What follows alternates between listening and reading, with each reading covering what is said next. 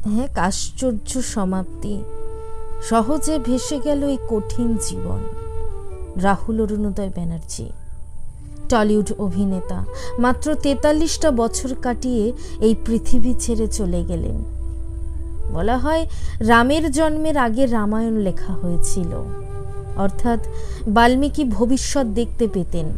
এমনকি রামের মৃত্যুর বর্ণনাও তিনি লিখে গিয়েছিলেন রামের জন্মের আগে।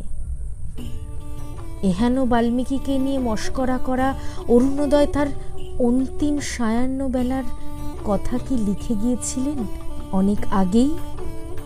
আর্টিস্ট ফোরামের বাতায়ন পত্রিকার 2018 সালের সংখ্যায় প্রকাশিত ওর লেখা গল্পের প্রথম অনুচ্ছেদটুকু পড়লে আজকের দিনে বাকরুদ্ধ হয়ে যেতে হবে। অদ্ভুত সমাপতন।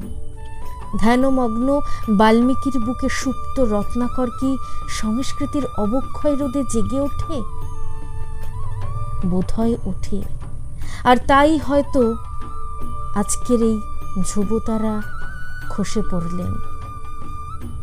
রাহুলদার জন্য অনেক অনেক শ্রদ্ধা রইল, শুভকামনা রইল। তিনি যেখানেই থাকুন, ভালো থাকুন।